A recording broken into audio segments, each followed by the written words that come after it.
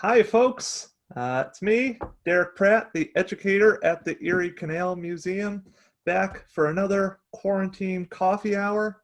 Thank you for joining us.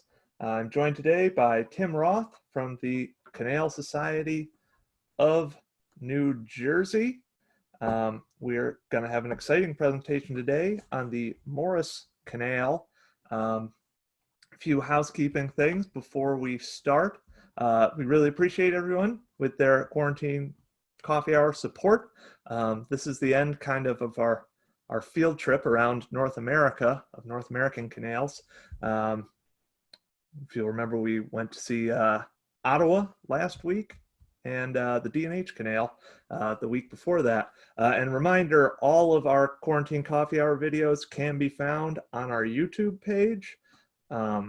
Next week, we'll be looking at continuing the bicentennial celebrations of the Erie Canal opening up in Syracuse. So we'll look at the big July 4th celebration that was held in Syracuse, July 4th, 1820, which that'll be pretty cool. And also in July, since the governor has announced the beginning of phase 4, we plan on reopening at some point in July. So quarantine coffee hours will be starting in mid-July, kind of reducing in their frequency because I need to do other things, in person at the museum. So that'll be exciting though, and we hope you folks can make it. We will maintain all safety and everything while we're there. And of course, nowadays, if you live in Florida or something, you can't really come to our state or, hold on for 2 weeks. But anyway, that's for the future. Now we've got our talk today. As always, drinking my coffee, locally produced as always. Remember to buy local, folks. We got Cafe Kubal in my nice Mets mug. I'd like to thank Schoharie Crossing. They will be our guests on our last scheduled quarantine coffee hour for July, on July 16th. They hosted me for a talk on baseball on the Erie Canal last night, which was pretty fun. But anyway, now, remember in the comments to please say hello, maybe where you're watching from. And of course, if you have any questions that arise during the presentation, we'll get those to Tim probably at the end of the presentation. We'll address them.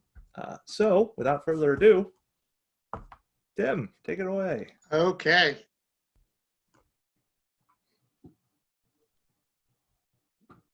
There we go. Can you, there you go. Can you see my PowerPoint? Yes. Okay. So thank you all for coming here and seeing this presentation. This, excuse me, I'm on the wrong slide there. There we go. This is a presentation I put together. My name's Tim Roth. I'm with the Canal Society of New Jersey. This is a presentation I put together about a year ago. I've done it a number of times in front of live audiences. And this is maybe the third or fourth time I've done it through Zoom. So I'm still kind of adjusting a little bit to doing presentations without an audience. So hopefully bear with me. I'm still kind of figuring it out, but hopefully you will enjoy it. Now, I know most of you probably with the Erie Canal Museum or at least follow it, so you have some kind of knowledge of canals. So I'll probably try not to insult your intelligence too much without saying anything's too, at a lower level. But this is, we're going to talk today about the Morris Canal, and there were two towpath canals that went through New Jersey. The first is the Delaware River, the DNR Canal, which went through central New Jersey. That was a much smaller canal. It was 45 miles wide, only had 14 locks, and it was pretty standard, although it's an interesting canal. That still exists today. The one we will talk about is the Morris Canal, which went through northern New Jersey, and it was pretty unique. It no longer exists. It was abandoned. It was pretty unique, and it was revolutionary. And we'll talk today about why that was a revolution, why it was a revolutionary canal. Now, start with the story. The story starts in 1822, very early in our country's history. Both John Adams and Thomas Jefferson were still alive. And there was a man named George McCullough. If you're from around here, you probably know him because in Morristown, New Jersey, there's a big mansion, McCullough Hall. He's a very wealthy businessman. And he was fishing on Lake Opakon. This is New Jersey's largest lake. You're seeing it as it exists today. Back then, it was actually two lakes with two bodies of water, great pond down here and upper pond on the northern end. And he was fishing, and he came upon this idea to use the water from Lake Opakon to build a canal across northern New Jersey. Now, why did we need a canal? Well, probably you folks know that back then, water was the most efficient way to ship cargo, as opposed to roads, which are very bad condition. Horses and wagons could carry much less than you could carry at water. And there was a great demand at that time to find a new fuel source. Up to that point, wood was the primary fuel source. Trees were all being depleted. Most of what's even today wooded land in northern New Jersey was all being open fields. So they needed a new fuel source, and they found it out in the hills of Pennsylvania. There were lots of anthracite coal. Anthracite coal was a very efficient burning fuel source. But we had this great challenge. How do you bring the coal from Pennsylvania across the state to the cities in the east, in eastern New Jersey and New York City? And that's why the canal was needed. Okay, so first of all, how do we finance this? Well, the canal was not owned by the state until its abandonment in the 1920s. To finance it, a company was started, the Morris Canal and Banking Company. It was started in 1824, and they initially sold 100 shares to raise $2 million in capital to first build the canal, which today that wouldn't even buy you the plans. But the Morris Canal and Banking Company successfully built the canal and successfully ran it for 100 years. It also caused Mr. McCullough to disassociate himself with the Morris Canal. The reason being, like many wealthy men at the time, he did not like banks. He did not trust banks, so he wanted nothing to do with a company that was a banking company. So he took a powder. It was a smart financial move because, except for a few years during the 1860s, Morris Canal and Banking Company worked at a loss, but it did keep the canal going for 100 years. So here's the path of the canal. It started going west to east in Phillipsburg, which is on the Delaware River, went across the state, west to the summit, Lake Opakon, used Lake Opakon, and then made its way east down the eastern side of the state, all the way to Newark. That part was completed in 1831. 5 years later, then, let me see if I can move this out of the way, it was extended to Jersey City. Once it was extended to Jersey City, now you can transport coal all the way from Pennsylvania to New York City. Now, why did it take 5 years to do this little hop from Newark to Jersey City? And you see the canal makes this deep V there. Well, that's strange because this is all flat land here. But if you ever heard of the Palisades are a cliff ledge along the Hudson River in northern New Jersey into New York. And that extended underground through here. So as they started going across from Newark to Jersey City, they hit that ledge, and they had to keep going south, south, south till they found the end of it. And that's why you have this big V between Newark and Jersey City, and that's why it took 5 years to do that. So there was a huge, huge challenge in building a canal across northern New Jersey, and that's called the New Jersey Highlands. If you're not from New Jersey, you might be surprised that northwestern New Jersey, it's very mountainous. It's actually part of the Appalachian Mountain Trail chain. Now, it's also the trail too, but the Appalachian Mountain chain. I live on top of an Appalachian mountain. I live right here, Schooley's Mountain. And when I tell people I'm from New Jersey and I live on top of an Appalachian mountain, they look at me like I'm kind of strange, but that's the absolute truth. So to make the journey from Phillipsburg here over to Jersey City, you had a lot of mountains to get over. Now, if you look at the chart at the bottom, Mr. McCullough had an estimate of what the elevation change that had to be conquered. And he came up with about 300 feet. Now you see the final survey results. He was way, way, way off. It was actually 1,674 feet total elevation change across northern New Jersey. And that's 914 feet to get to Lake Hopatcong from tidewaters, and another 760 feet to the Delaware Valley.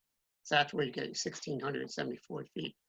So how are we going to overcome this elevation? Well, we'll start with the most conventional method, one that you guys are probably familiar with, because Erie Canal had, what, 36 locks, I believe? And that's the use of locks. And the Morris Canal used 23 lift locks to overcome small elevations and changes up to about 10 feet. And probably most of you are familiar with how locks work, but very simple, 2 walls, gates on each end. You got valves in the upper canal to let water in if you're raising boats up, and valves at the lower lock, upper lock and lower lock, let water out to lower the boats down. Pretty simple. We had 23 lift locks, I think 13 guard locks on the Morris Canal. And I'll show you just a couple historic photographs. We have hundreds and hundreds of photos, so I could take 2 hours just showing you photographs, but here's a couple. Lock 2 East in Wharton is interesting. You'll see later, this is the only preserved lock, completely preserved lock on the Morris Canal today. Very interesting photo here. We have a canal boat going through the lock. Lock tenders here is operating the mechanism to open the gate. The captain is opening a feed box. The mule tender is coming over to get some feed. There's the mules. You feed your mules while you're going through the lock. You see an object here on the cabin of the boat. Keep that in mind. We'll get to what that is. Every captain had one of those. And then we have these 2 young ladies here with their picnic baskets. So we have a big debate in the Canal Society. Who were these 2 young ladies? Were they the daughters of the captain? They're about to get on the boat, continue on their way? Or were they just 2 young ladies who made an errand to the store, were passing by, and they decided to stop at the lock and watch the boat go through? We don't know, but we debate that. The one at the bottom, this is Lock 1 East in Ledgewood. This is a work scow going through. Mules are eating as usual. This is now part of a small pocket park that remains of this lock. It's now in the armpit of 2 major highways, Route 10 and Route 46. And it's surrounded by shopping centers and fast food places and gas stations. And so things have changed a lot since the bucolic days of the Morris Canal. All right, so locks were good for about 10 feet, maybe 15 feet. What would happen if you had to overcome an elevation of 90 feet? Because there are a lot of single elevation changes like that across northern New Jersey, or there still are. And with that, you can use a flight of locks. And you folks with the Erie Canal probably familiar. You do have a lock flight at Lockport. It's basically locks put one after another like stairways. And they could have used that method in the Morris Canal, but you end up with a logistical problem. It takes about 10 minutes to get through each lock, and you're overcoming 90 feet. That's 9 locks, 90 minutes. So it's going to take you an hour and a half to overcome just 90 feet. The Morris Canal, a lot of places you had, 90-foot elevation change, and a half mile later you might have 60 foot. So you're talking 2.5 hours to overcome, just a half mile of distance. So that would be an issue on the Morris Canal. Now, with the photo you're looking at here, this is an actual flight of locks. If you haven't seen it, it's Cane Hill Locks in England, the Navan Canal. This is an actual lock flight. 29 locks, overcomes 237 feet of elevation. Actually takes boats 5 hours, more than 5 hours to get through this flight of locks. The Morris Canal, the biggest single elevation change is about 100 feet, so it would have been less than half this, but still you're talking close to 2 hours just to overcome that elevation change. So this solution would not work at the Morris Canal. I mean, it would, but it would really extend your time across the state, which was already at 5 days. So they had to come up with a better plan. And they did. And this is what makes the Morris Canal revolutionary, the use of inclined planes. This is the first place in the world where a canal used inclined planes. and it was the only place in the United States where inclined planes were used. Now, if you look at this illustration here, this was the original design that was started in 1831. Very simple. It was used using a large water wheel like one you would see in a mill with an overshoot water wheel. And that propelled well, first of all, what is an inclined plane? It's basically you're pulling a boat up and down a hill with the boat's in a cradle and the cradle's on rails, basically train tracks. That was a design here. The power that was used was this big wheel, grist mill wheel. That was only good for pulling boats about 20 tons total. Within the first 15 years of the canal, traffic increased greatly, cargo demand increased greatly. They needed bigger boats and they needed more boats. So they had to redesign the canal totally. Bigger locks, wider canal, and they totally redesigned the inclined plane. The design you see in the middle here was a design they came up with, and this was used until the abandonment of 1920s. And the way it works was there is a huge Scotch turbine buried about 40 feet underground. There's a picture of a surviving one. This is a Packon State Park. That's me standing next to it, so you can see how large it is. The water from the upper canal would come down this flume, down this pipe called a penstock, and a huge force of this volume of water and gravity would be enough to turn this turbine, and that created the power to pull the boats up and down the inclined plane. Fully loaded boats were between 100 and 120 tons. So very, very heavy. The bottom here, you see the schematic. You had sheave wheels under the lower and upper canal, and that would pull the boats. And then you had a cable drum within the powerhouse, and that's what pulled the boats up and down. Here you see the schematic is actually a double track plane. Actually, 3 of those existed on the Morris Canal. The other 20 were single track, which means you'd have to take turns. One boat goes up, the other goes down, so on. The plane tender would be in a house.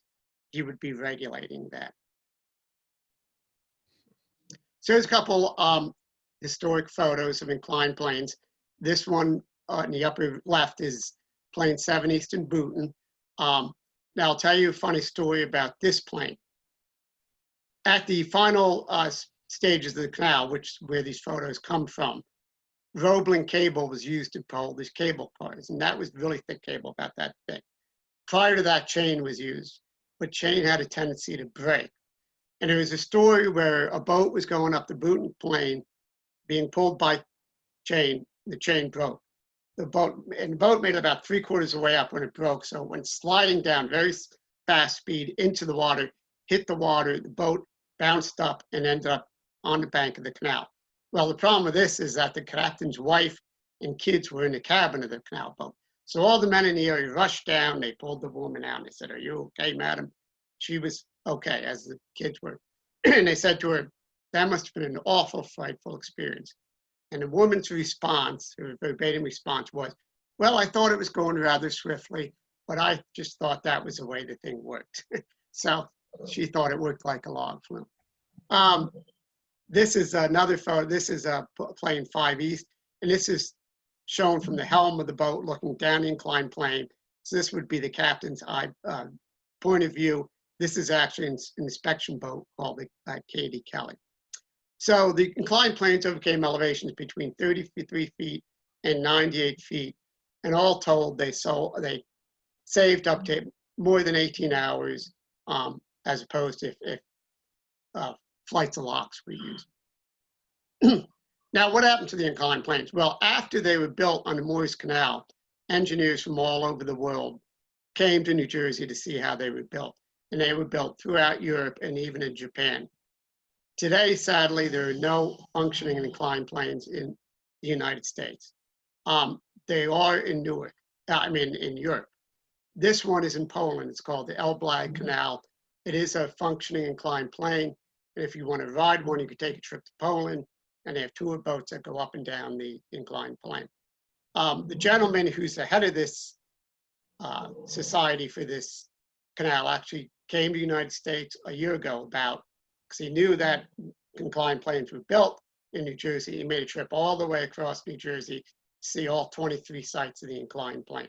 Didn't speak any English, so when the police stopped him and asked him what he was doing, he had to kind of explain and so on. But he gave a presentation at one of our meetings. Very, very, very interesting. So this is what a lot of members of the Canal Society do, is take trips to Poland so they can actually ride on an inclined plane, because we cannot do that in New Jersey, unfortunately. Okay, so every lock and inclined plane had a tender, probably just like Erie Canal, and they were both men and women who were employed by the Morris Canal and banking company to be on call, sun up to sundown, to operate the canal. The woman you see on the upper photo, her name was Jenny Fluke. She was a daughter of lock tender, but Mr. Fluke, he didn't like to work the lock. He spent his days out on work scows, so he left his wife and 4 daughters to run the lock. So it was an all-female run lock. And she's trying to get the upper gate to drop down. That was a drop gate, get into position to let the boat out. The Canal and Banking Company also provided houses for all the tenders. The house you see here in the lower right was for Brooklyn Lock, which was the lock that went into Lake Apacon, and that's now the Lake Apacon Historical Museum. So if you do a trip to New Jersey, visit Apacon State Park, you can see this house. It's now a museum. Now, earlier when we looked at that photo of the lock in Wharton, I pointed to a white object that was on the cabin. I said, remember that. And that was this conch shell. Every captain had a conch shell on their boat. And the reason was, is if you were a captain and you were coming up to a lock or you're coming to an inclined plane, you didn't want to have to wait for the tender to stop what he was doing and get there to get you through. You wanted him or her to be right there to get you through as quickly as possible, because time is money.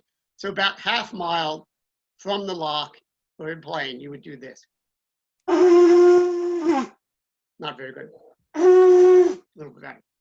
That sound could be heard half mile before. So if you were a lock tender, a plane tender, you heard that sound, you would stop whatever you're doing, whether you're eating lunch or working in your garden, doing a chore, and get to your lock or plane, because you did not want an angry captain. You wanted to be there to get him through. And if that captain had to wait, he would not be a happy camper. Okay, so the Morris Canal followed rivers all the way across the state. In the western part of the state, it followed the Mesconetcong River, then it followed eastern, the Rockaway River, Passaic and Pompton River. And there's 2 reasons it did this. First of all, it drew water from the rivers as secondary sources, in addition to Lake Apacon. But it also followed the valleys of the rivers. Since there was such large elevation changes, by following the river valleys, even though it had to overcome 1,674 feet, it still overcame the least amount of elevation by following the valleys. So there were many points where the canal had to cross the river, and in most cases, it navigated across the river. And to navigate across the river, you need a couple things. You need a dam to create slack water. You can't pull a boat against the current. It'd be very hard. You need a mule bridge, get the mule and tender across. The mules were never on the canal boats. They were too small. So you see here, this is at Waterloo Village. The boat just came down an inclined plane. It's now coming out of his cradle, and the mule's about to pull it across the river. Then the third thing you needed was a guard lock. You're probably familiar with the guard lock. A guard lock is a lock used to control the water between the canal and the other body of water, and that's guard, meaning to guard against the current. It also controlled the level of the canal. And here we have guard lock 3 at Waterloo Village. The boat's just crossed the river, and it's navigating through the lock. Here's a woman at the helm. She's bringing it through. The mules are here. It's tied up. They're just about to pull it out. This lock is interesting. It's part stone and part aqueduct. And that's because this creek here is actually a tail race that pre-existed the canal. It was from a forge. So they had to build this lock that was part stone, part wood aqueduct. Now this is part of Waterloo Village. Waterloo Village is the only completely restored village along the Morris Canal. If you do a trip to New Jersey, it's the one place you'd want to visit. All the buildings are there. The canal, the small watered section of the canal, the lock is still there. you're going to see this exact same view in a little bit when we get to the Morris Canal Greenway. The big difference in his view is this is all open field then. Now it's all thick woods. That's why the canal had to be built, because of this deforestation and this demand for anthracite coal. Okay, so if usually the boats navigated across the river. If the canal ran higher than the river, usually they used aqueducts. You folks on the Erie Canal are familiar with aqueducts. I know you have a lot of aqueducts in the Erie Canal. We had a handful on the Morris Canal. These are the two more significant. The longest one is the one in the upper left. That was the Pompton River Aqueduct at 275 feet long. And the one at the bottom right is the Little Falls Aqueduct, and it was the most impressive and largest man-made object on the Morris Canal. These are both gone now. This is just the abutments. You go to Lincoln Park, you find the abutments on the river, nothing more. This was blown up right after the abandonment in the 1920s. They took many sticks of dynamite to finally blast it to pieces. Now a water pipe runs across that. So these are a couple of the aqueducts on the Morris Canal. Okay, the Morris Canal boats are very unique. They were exactly 100 feet long by 10.5 feet wide. They were mostly cargo except for a small cab in the back. And they were hinged. They were two hinged sections. Why did they need to be hinged? Because of the inclined planes. When the boat went up the plane and over the prow, it had to be able to bend. Otherwise, the keel would break. So both the canal boats and the carriages that brought the cradles that brought the boats up and down the inclined planes had to be hinged. So you had that bending, so it was able to bend. Deck space, very little on the Morris Canal boat, just a 10 by 10 foot cabin. Okay, the canal's dimensions were dictated by the size of the lock. Every lock was 90 feet in length and the locks were 95 feet in length and 11 feet wide. The boats were 90 feet in length, 10.5 feet beam. So as you can see, very, very tight fit going through these locks. 6 inches clearance, 3 inches on each side, very, very tight. And this was a limitation of the Morris Canal. It was designed only for cargo carrying boats. The DNR Canal, and of course the Erie Canal, much different, had much bigger locks so it could accommodate boats of all sizes. And that's why the DNR was in use for much longer and still exists today. The Morris Canal, once the cargo traffic dried up early 20th century, the canal had no use other than recreational purposes. So they designed it only for cargo hauling. And that fed into why it was abandoned, which we'll talk about just a little bit. Okay, navigations, most canal boats, you need a minimum of 2 people. Captain stood in stern and steered the boat. And you had a mule tender who kept the mules going. You didn't have a mule tender, mules just stop and would eat grass. So mule tenders walked along the mules all day. Tenders were usually young men. They could be as young as 8, 10 years old. They would walk 20 miles a day. The canal was about 100 miles long, took 5 days to get across the state. So that was how long they walked. This is a photo. This is Lock 4 West. It's called Guinea Hollow. And young man's just about to lead his team of mules to pull the boat out of the lock. We see in the background. Now, typically, mule tenders were young men. They weren't always young men. If the captain had daughters, he would employ his daughters to be mule tenders. And here we see 2 women who worked as mule tenders. Now, their stories, there's a gentleman named Jim Lee the first. There's now a Jim Lee second, Jim Lee the third, who we work with the canal site. Jim Lee Sr. Died some years ago, but he kind of was the granddaddy of the whole Morris Canal, guys like me, Morris Canal enthusiasts group. And way back in the 1970s, he conducted a series of interviews with surviving people who had worked and lived in the canal. And these 2 ladies were both daughters of canal boat captains, they both worked as mule tenders. Mrs. Van Horn, she was the daughter of one of the few African-American canal boat captains in the Morris Canal, and his name is James Campbell. And Isabel Mann was actually the mother-in-law of Jim Lee, because he was married to the daughter of a canal boat captain. And he interviewed these women separately. They talked about being mule tenders and walking all day on the canal towpath. And they also talked about the extended family that existed between the canalers. So Mrs. Van Horn talked about her father, and she said, this is quote, canalers helped one another.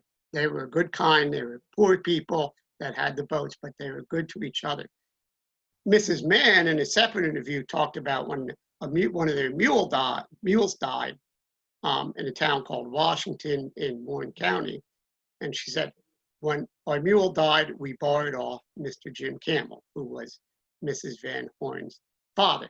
So this shows this kind of extended family of canalers. They all helped each other out. They were all worked together, black or white, didn't matter. You know, it was one extended family.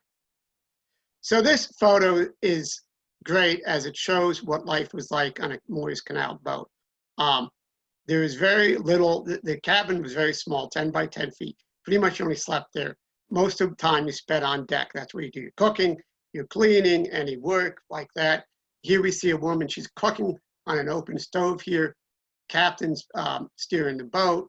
We see some linen hanging out to dry. This is her picnic basket she would take into the store to get her goods. And this was what life was like 9 months out of the year. They ran the canal boats any month when the canal was not frozen up. When the canal was frozen up, the canal boats wouldn't run, but they would use the canal for ice cutting. So it was used for industry. Captains typically rented their boats from the Morris Canal Banking Company, but they were responsible for the upkeep. And if your boat sprung a leak, the cradle of an inclined plane was a great dry dock to fix that leak. So if you had a leak, you would ask the plane tender to stop the boat. There were no other boats waiting, and that's when you can work on it. Here we see the mule tender fixing the leak, captain supervising, and then it's a great opportunity to have the mules get their lunch while they're doing it. So everyone's busy in this picture, and you see the dogs busy too. All right, so whether you rented the boat on the Morris Canal, but a captain had to provide the mules. So if you want to be a canal boat captain, you had to provide your own mules. And a team of mules would run you about $150, which was an exorbitant amount of money for a canal boat captain. So we'd have to save up his money, buy mules. And he took great care in keeping his mules in good condition. Not only that were they his bread and butter, but captains were kind of judged by their mules, just like today, you know, how we keep our car and keep it in great condition, and you know, want people think we take care of our cars and we're proud of our cars. The canal boat captains had the same feelings to mules. They had to brush them, feed them, water them. You know, where did the mules stay at night? They did not stay in a boat. There was not room.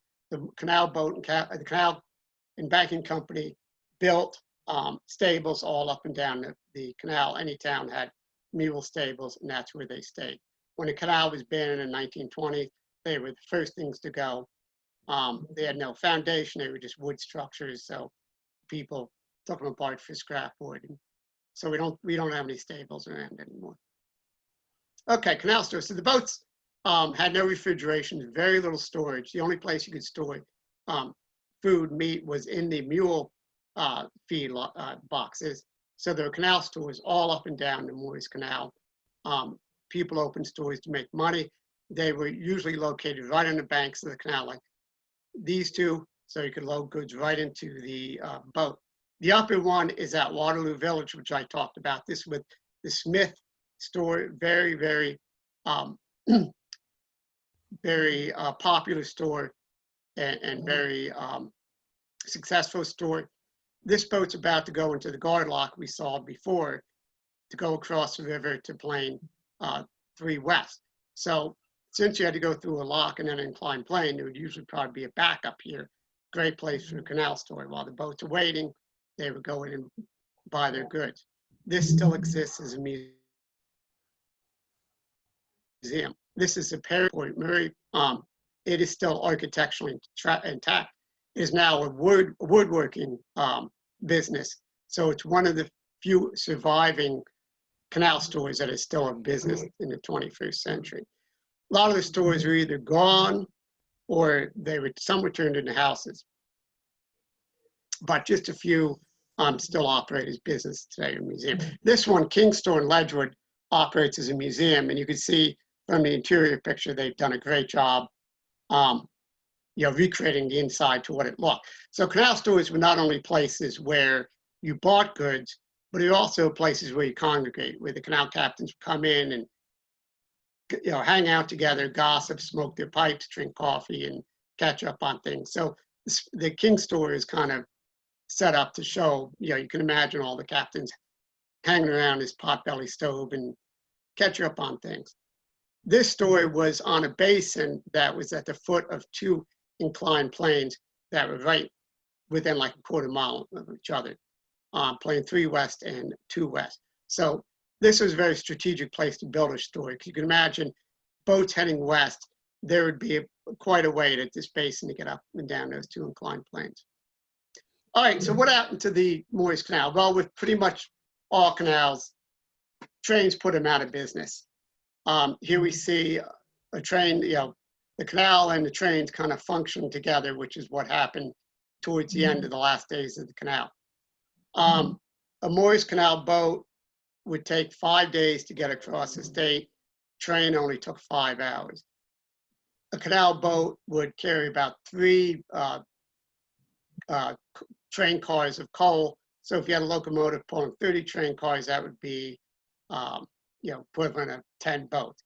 So it's a foregone conclusion about the 1670s that the trains would eventually put the canal out of business. It was not a matter of if, it was a matter of when. Now, in 1672, the Lehigh Valley Railroad Company leased all the canal. And the reason they did that was because the Morris Canal owned a very important piece of real estate in Jersey City. So if you know anything about Ellis Island, Ellis Island is an island off of in New York Harbor. It's actually much closer to New Jersey than New York. All the immigrants came into Ellis Island. After their process, they took a ferry to a train station in Jersey City. It's now part of Liberty State Park, beautifully restored train station. You make a trip down here, definitely visit, it's beautiful. But after the immigrants passed through the station, there were dozens of rail lines behind the station. They would get in the trains to go wherever they were.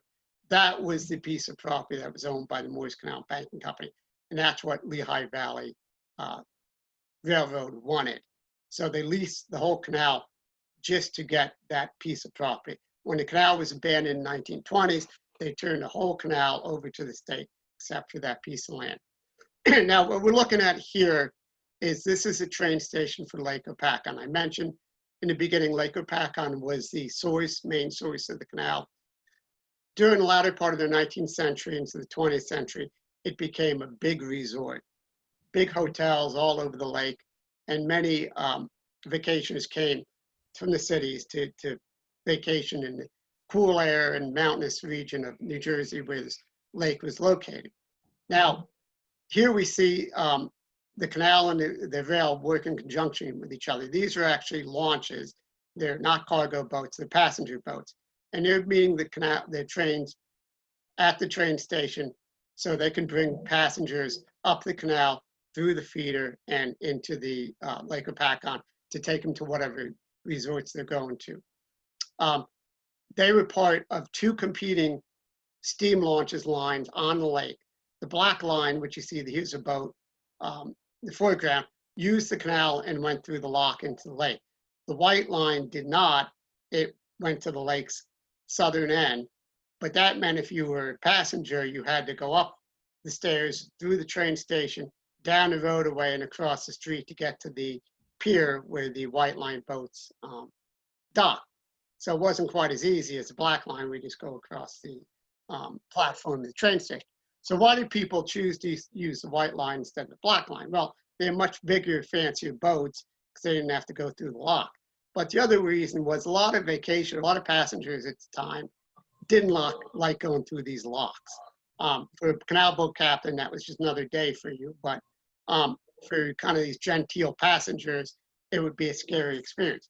So I want to read this to you. This is an 1890 journalism account of what it was like for a passenger to go through Brooklyn Lock and into Lake Hopatcong.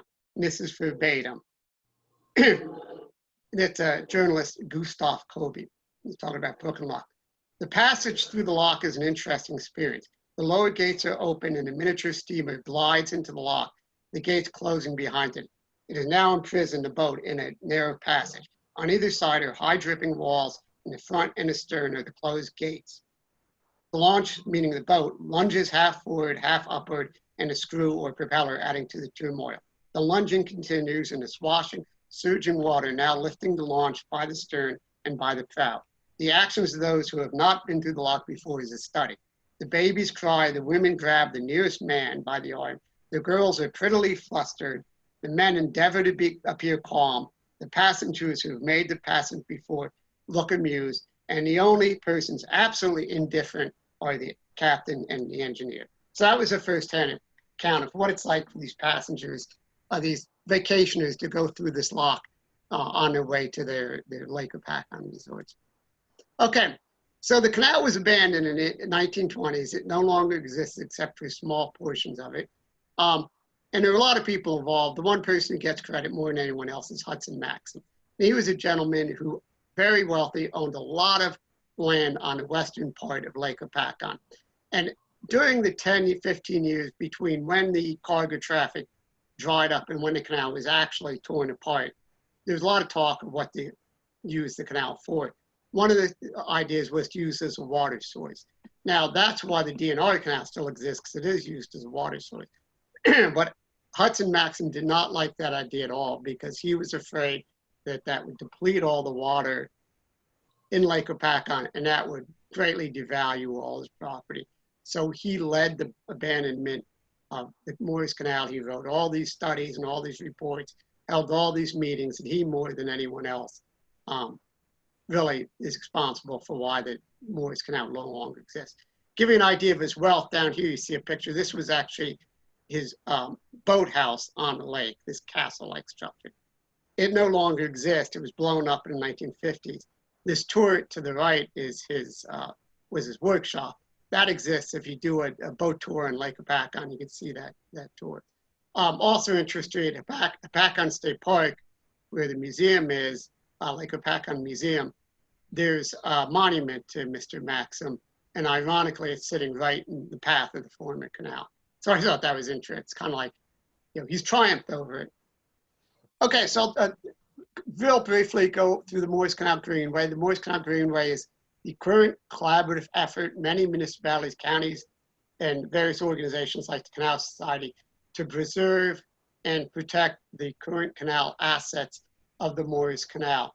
And I'll just go through a few sites that you could see today if you are planning a trip to New Jersey to see some of these sites. It's actually a good time to do it. I help maintain a lot of these trails, and because of COVID-19 and people being cooped up, they're dying to get out. These sites are more crowded than I've ever seen today than past years, so it's pretty amazing. Most of the canal bed is dry because it's no longer fed by water. There are a few parts that are still watered. What we're looking at here is Wharton. There's Forest Park. It's one of the longest stretches of water section of canal. In August, they have a big Canal Day event scheduled for August 15th. Not sure to what extent they're going to have it, but it'd be a good time to come out and see this. And then the other place is Waterloo Village that I mentioned. That's the only totally restored village, and that is a watered section of the canal. This, what you're seeing here, is Canal Explorer. That's the Canal Society's canal boat. We typically run canal boat trips up and down a small section of Canal Waterloo Village. And then on Canal Day, we haul it over to Wharton and give canal boat tours on this section of water. We're not doing it this year because of COVID-19, hopefully next year. But these are the only two navigable sections of canal that you can actually put a boat like this in and go. Locks, I mentioned earlier, if you remember earlier, we saw the photo of the boat going through the lock with the two young ladies. This is it. This is Lock 2 East, only totally restored lock on the Morris Canal. You can go and see it. It's, the park is open sunrise to sunset every day. If you're a kayaker like I am, you could actually put your kayak in the water, paddle up there, and actually navigate into the lock. I've done that. It's pretty cool. The only place you can do that on the Morris Canal. Lock 3 West, this is a preserved lock at Waterloo. Now, we saw the photo earlier with the stone walls and the aqueduct going across. Aqueduct is gone, it's now filled in. These are the same stone walls still there. There's the canal, that's his Smith store. And as I said earlier, the big change is all that open field over here is now thick woods. That's why they needed the canal, because of the deforestation and the demand for coal. Inclined planes, there's two really good places to see inclined planes in New Jersey. Plane 2 East and Ledgewood, open to the public every day, easy walk from the parking lot. And here's the plane here. These are the sleeper stones, which is where the rails were attached to. This white structure is over the turbine chamber, where you can see the turbine. It's chamber rather. The turbine's not in a chamber, but it's a very short drive from here to Packard State Park, where you can see that large preserved chamber that you saw a picture of me standing next to. This is the bypass flume. If the canal was not in use, I'm sorry, the inclined plane was not in use, then water came down the bypass and into the lower canal. This is the tail race. So if the turbine was in use, then this is where the water came out back into the flume. There's another inclined plane, 9 West in Warren County. It's also preserved.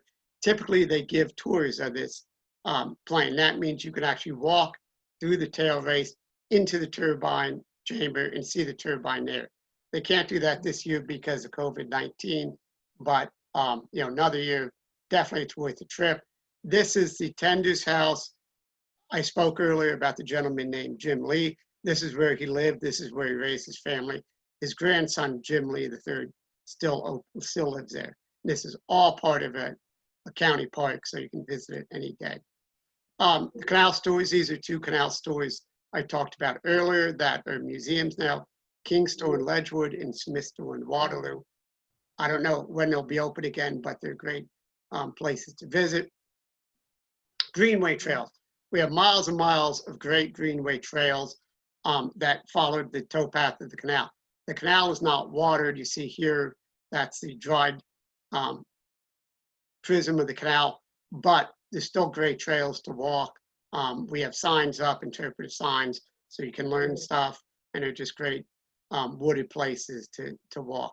This is all preserved land, mostly preserved because of the Morris Canal Greenway. So, in addition to preserving the canal's history, we're also, preserving land for exercise and for wildlife preservation. Now, if you want to see a replica canal boat, there's a place called Breadlock Park in Warren County. A team of a youth group actually built this replica. So you can visit this park any day. It's open now. It's all outside. See what a canal boat looked like. You can walk on a deck. You can look down into the cabin. This is where the canal families all lived for months at a time. You can play captain and steer the boat. And it's a great location anyway, because it has a restored, or not restored, but the remains of a lock there. And its name, Breadlock, comes from the fact that the lock tender used to sell baked goods like bread and pie from that lock, and it got the nickname Fresh Breadlock. Okay, if you want to see an actual canal boat, this is ours. Back in 2016, we got a call from a lady in the Highlands, which is down by the Jersey Shore. They'd raised the boat, her house up to put on stilts, and lo and behold, they found a canal boat being used as the foundation for this house, as weird as that sounds. They called us, we went down and measured it. This is an actual Morris Canal boat. We had to cut it up to get it out. well, first we had to talk the lady into donating it to us. She wanted to use it as a planter. But we did, we cut it up, we hauled it all the way up to Waterloo Village. And now if you visit Waterloo Village, we have a exhibit there where the bow of this boat is on display.